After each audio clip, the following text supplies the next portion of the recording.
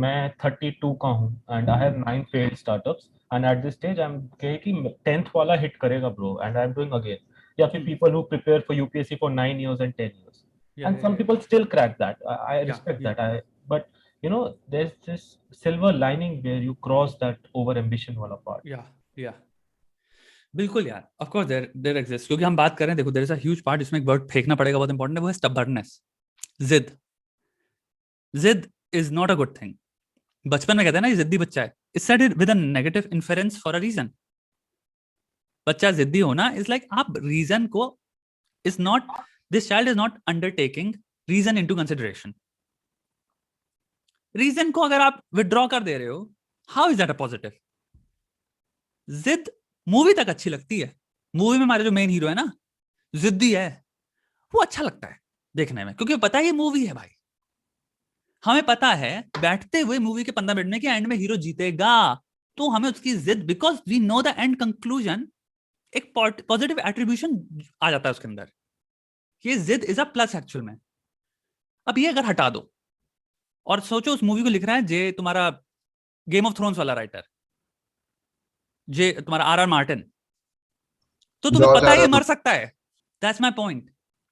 Reality को जब तुम देखते हो ना, तो तुम्हें एक्चुअली में देखना है रीजनिंग कितनी इंसान वो कर रहा है. तुम्हारे जितने लोग भी बातें करते हैं जो सक्सेसफुल हैं, वो एक्चुअल में तुम्हें जिद नहीं बोलेंगे, जिद्दी बन जाओ, हो जाएगा हो जाएगा, वो नहीं कहेंगे. वो हमेशा तुम्हें बड़े साइंटिफिक टेक्निकल चीजों की राय देंगे. स्टडी करो, सीखो अपनी गलतियों से क्या होता है, सीखना क्या होता है, इवैल्यूएशन एनालिसिस ड्रॉ कर रहे हो. तीसरा, तुम्हारा डिविएशन हो रहा है तुम्हारी स्ट्रैटेजी में सीखने के बाद, तो तुम्हारे को ये देखना है भाई कि तुम्हारी स्ट्रैटेजी आठ टाइम अगर तुम फेल हुए हो बिजनेस में, तो तुम्हारा are you just in there for a जिद, which similarly also applies in UPSC. A lot of people are doing it just क्योंकि उनको प्रूव करना है किसी को.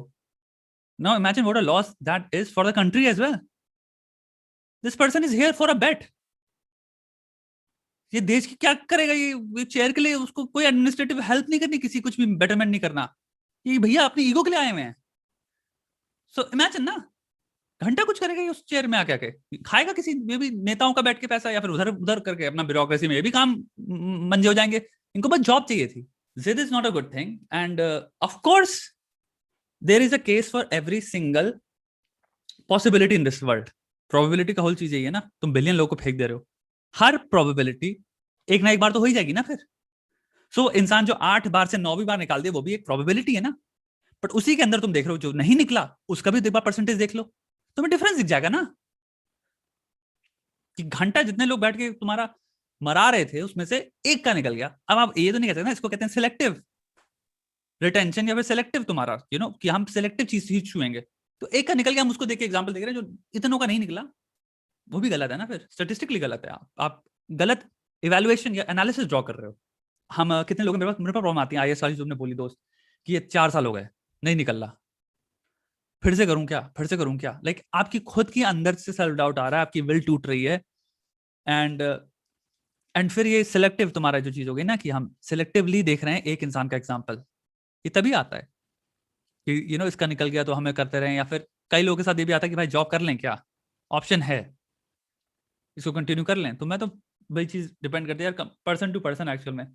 And you would see more often than not कि तुम्हारा people who are stuck in these scenarios, they are actually guided by ego a lot, कि आपका ईगो फंस गया है. एंड समाज के सामने आपने डिक्लेयर कर दिया था ना कि मैं तो ये करूंगा. अब समाज के सामने हम कावर नहीं कर सकते. I cannot cave in, so I cannot give in. तो ये चीज भी आ गई है. तो इस सिनारियो में देखो, रीजनिंग और रीजनेबल हमेशा solution is better than bullishly घुसना. Not a good fucking strategy. If it works for let's say 100 में से 2 लोगों के लिए, not a good number either. 98% उसमें फेलियर का वो है. Not a good fucking strategy again, right. So मैं तो ये कहूंगा यार कि हमेशा स्मार्टली चीजों को परस्यू करो, ईगो को पीछे रखो, सर्वाइवल पे फोकस करो, और जस्ट सी. अगर तुम्हारा आईएएस नहीं निकल रहा, तो उसके नीचे भी तो बहुत सारे एग्जाम्स हैं, राइट, उन पे फोकस कर लो. There is lot of exams. अगर एडमिनिस्ट्रेटिव लाइक जस्ट गवर्नमेंट में अगर आपका मानना है कि मेरे को घुसना है, और चीजों पे फोकस कर लो दोस्त, थोड़ा सा उसको ब्रॉडन कर लो.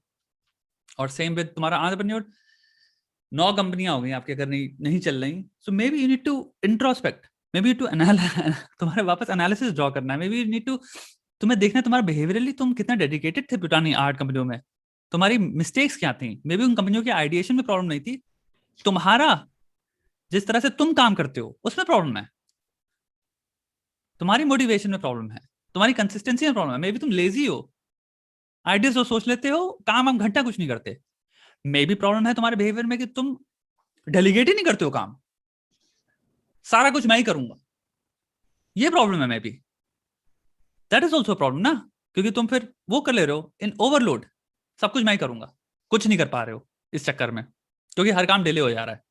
तो वही चीज है ना, अब टोटली पर्सनालिटी पे भी डिपेंड करता है इंसान की क्या है यार।